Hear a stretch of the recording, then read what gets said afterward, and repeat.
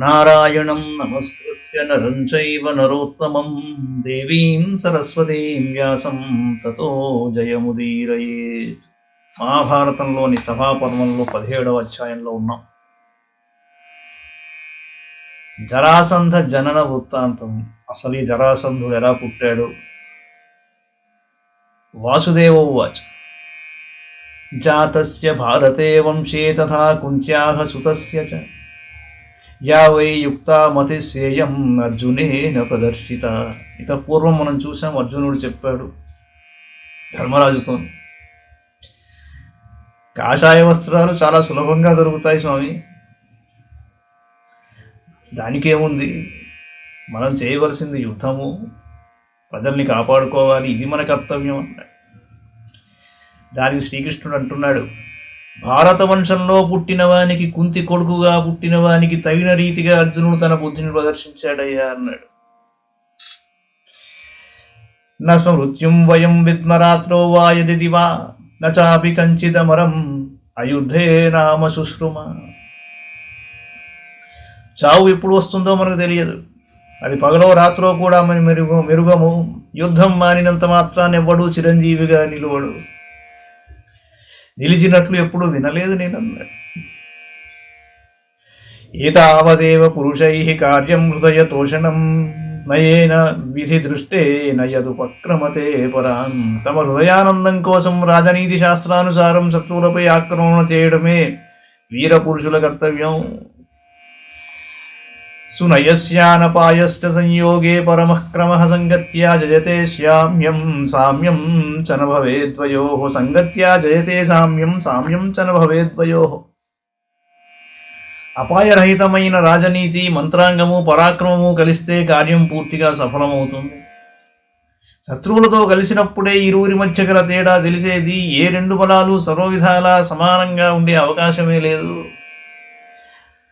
అనయస్యానుపాయస్య సంయుగే పరమక్షయః సంశయో జాయతే సామ్యాజయశ్చ న భవేద్వయోః.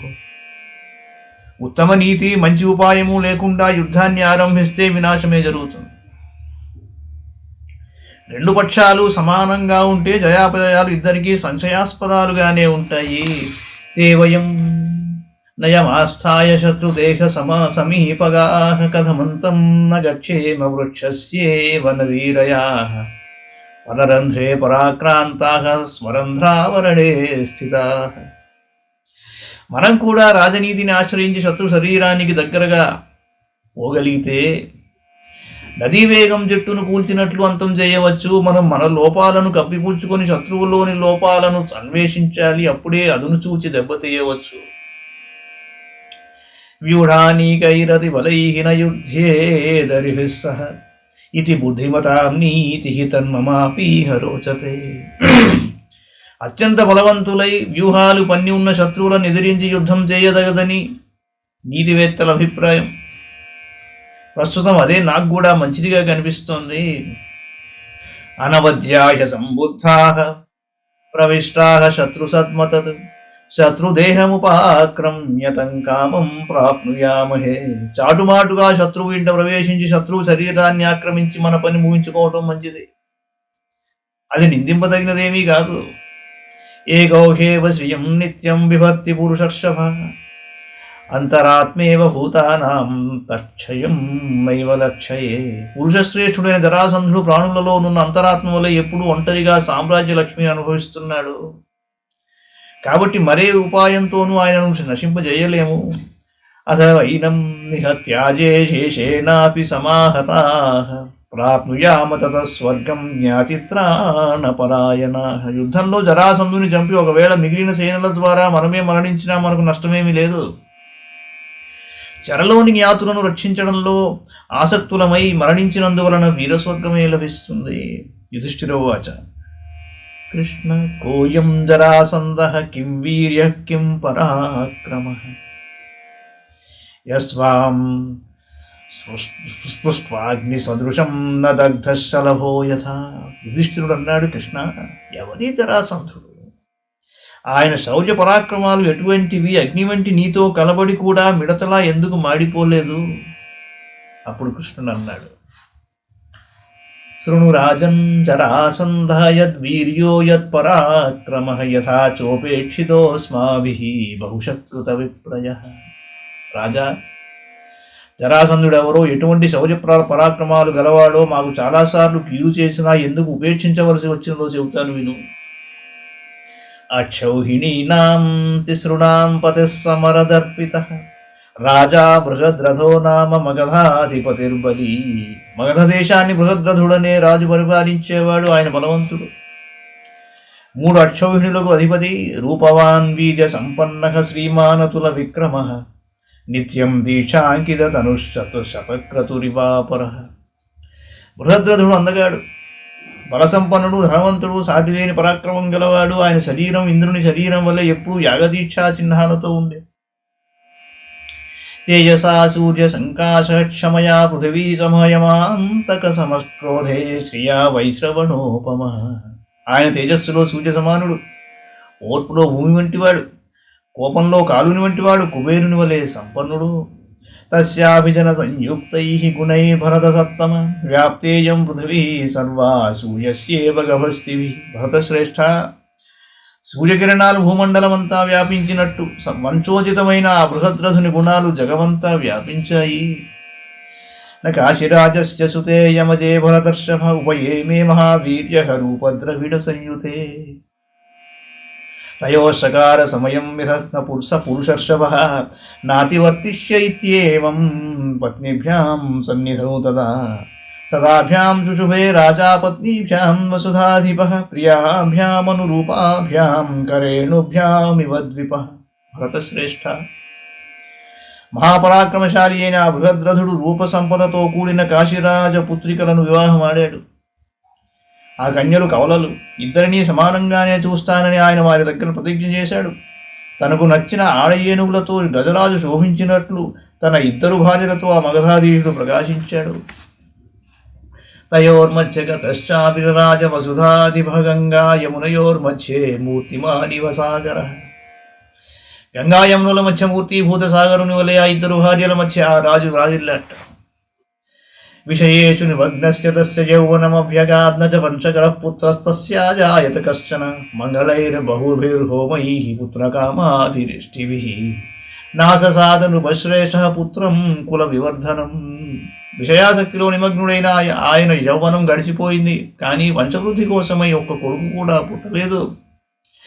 శుభప్రదాలైన హోమాలతో పుత్రకామ యాగాలతో కూడా రాజన్యుడు వంశవర్ధనుడైన కొడుకును పొందలేకపోయాడండి.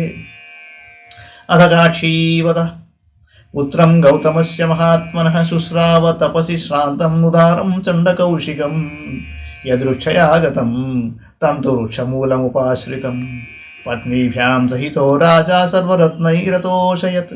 ఒకమారు గౌతమ గోత్ర మహాత్ముడైన కాక్షీవంతుని కుమారుడు ఉదారుడు అయిన చండకౌశికుడు తపస్సుమాని అనుకోకుండా అటువైపు వచ్చి ఒక చెట్టు కింద నిలిచాడు. చండకౌశికుడు బృహద్రథుడు భార్యలతో పాటు ఆయనను దర్శించి వివిధ రత్నాలను కానుక చేసి ఆ మహర్షిని సంతుష్టుని చేశాడు. బృహద్రథం చ ఋషిష్యధావత్ ప్రత్యనందత ఉపవిష్టశ్చ తేనాథనుజ్ఞాతో మహాత్మనా పపవృక్షత్తదా విప్రకిమాగమనమిత్యథ పౌరైరనుగతస్యైవ పత్నీభ్యాం సహితస్య చ. ఆ ఋషి బృహద్రథుని తగు రీతిగా ఆదరించాడు. ఆ మహనీయుని అనుమతితో బృహద్రథుడు ఆసీనుడయ్యాడు. అప్పుడు ఆ విప్రుడు, రాజా, భార్యలతో పురజనులతో కలిసి నీవు ఇక్కడకు రావటానికి కారణం ఏమిటని అడిగాడు. సౌవాచ మునిం రాజా భగవాన్ నాస్తి మే సుతః పుత్రస్య బృహా జన్మ ఇత్యాహుర్ముని సత్తమా. ఆ రాజు మునితో ఇలా అన్నాడు, స్వామి, నాకు కుమారుడు లేడు, పుత్రుడు లేని వారి జన్మ నిరర్ధకమని అంటారు కదా. తాదృశస్య హి రాజ్యేన వృద్ధత్వే కిం ప్రయోజనం సోహం తపశ్చరిష్యామి పత్నీభ్యాం సహితో వనే. సంతానహీనుడనైన నాకు ఈ వార్ధక్యంలో ఈ రాజ్యంతో అవసరం ఏముంది? భార్యలను వెంట పెట్టుకుని అడవులకు పోయి తపస్సు చేసుకుంటాను అన్నాడు. నా ప్రజస్య మునే కీర్తి స్వర్గశైవాక్షమో భవేదేవ ముక్తస్య రాజ్ఞాతు మునే కారుణ్యమాగతం. మహర్షి, సంతతి లేకపోతే కీర్తి లేదు, అక్షయ స్వర్గసుఖము కలగదు. రాజు ఆ రీతిగా పలుకుగానే మునికి దయగలిగింది. తమబ్రవీత్ సత్యధృతి సత్యవాగ్ ఋషి సత్తమ పరిదుష్టోస్మి రాజేంద్ర వరం వరయ సువ్రత. తతస్స భార్య ప్రణదస్తమువాచ బృహద్రథః పుత్రదర్శననైరాశ్యాద్ బాష్ప సందిగ్ధయా గిరా. సత్యధృతి సత్యవాకు గల మునిశ్రేష్ఠుడు రాజుతో సువ్రత, రాజేంద్ర సంతోషించాను, వరాన్ని కోరుకో అన్నాడు. అప్పుడు బృహద్రథుడు భార్యలతో సహా మునికి నమస్కరించి పుత్రహీనత వలన కలిగిన నైరాశ్యంతో కన్నీరు కారి గొంతు బొంగురు పోగా ఆ మునితో ఇలా అన్నాడు. రాజోవాచ: భగవన్ రాజ్యముత్సృజ్య ప్రస్థితోహం తపోవనం కిం వరేణాల్పభాగ్యశ్చ కిం రాజ్యేనా ప్రజస్య మే. రాజులా అన్నాడు, స్వామి, రాజ్యాన్ని వీడి నేను తపోవనానికి బయలుదేరాను. అల్పభాగ్యుడనైన నాకు వరమెందుకు, సంతానహీనుడనైన నాకు రాజ్యమెందుకు. కృష్ణవాచ: ఏతశ్రుత్వా మునిర్ధ్యానం అగమత్క్షుభితేంద్రియః తస్యైవ చామ్రవృక్షస్య ఛాయాయాం సముపావిశత్. శ్రీకృష్ణుడు అన్నాడు. ఈ మాటలు వినిన ముని మనస్సు ద్రవించింది. ఆ మామిడి చెట్టు నీడలోనే ఆయన ధ్యానం చేస్తూ కూర్చున్నాడు. తస్యోపవిష్టస్య మునేః ఉత్సంగే నిపపాతః అవాతమశుకాదష్టం ఏకమామ్రఫలం కిల. ఆ రీతిగా కూర్చున్న ముని ఒడిలో ఒక మామిడి పండు పడింది. అది గాలికి రాలి పడినది కాదు, ఏ చిలుకో కొరికినది కాదు. తత్ప్రగృహ్య మునిశ్రేష్ఠ హృదయేనాభిమంత్ర్య చ రాజ్ఞే దదావ ప్రతిమం పుత్ర సంప్రాప్తి కారణం. దానిని స్వీకరించి ఆ మునిశ్రేష్ఠుడు మనసా మంత్రించి పుత్ర సంప్రాప్తి కారణమైన ఆ సాటిలేని పండును బృహద్రథ మహారాజుకు ఇచ్చాడు. ఉవాచ చ మహాప్రాజ్ఞహతం రాజానం మహాముని గక్షరాజన్ కృతార్థోసి నివర్తస్వ నరాధిప. ధన్యుడవయ్యావు రాజా, ఇక వెనుకకు మళ్ళు అని మహాప్రాజ్ఞుడైన ఆ మహాముని రాజుతో అన్నాడు.